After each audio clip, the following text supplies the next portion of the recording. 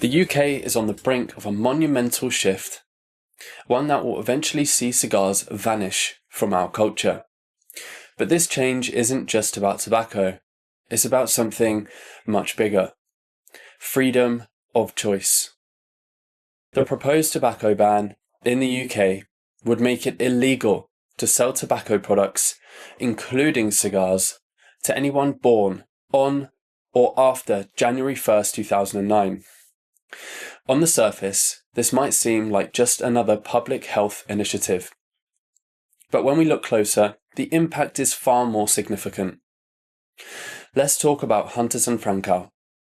Established in 1790, they're the heart of the UK cigar culture, importing some of the finest cigars from around the world.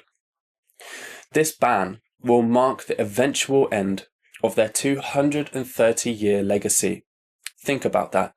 Centuries of history wiped out. This also isn't just about business.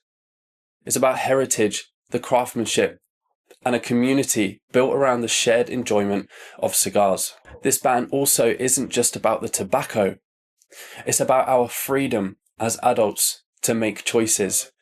Whether you enjoy cigars occasionally or not at all, the ability to choose is a fundamental right. With every ban, we lose another piece of that freedom. Today, it's tobacco. Tomorrow, it could be something else. These small erosions add up over time. This isn't a video about whether smoking is good or bad. It's about recognizing the bigger picture. We need to have an open discussion about where we draw the line between public health initiatives and personal freedom. The UK's tobacco ban will change more than our access to cigars. It will change the freedoms we've come to take for granted. Let's not lose sight of what's at stake here. Let me know what you think about this ban in the comments below. Share your thoughts. Don't forget to like, comment, and share this video. And don't forget to sign the petition. The link is in the description.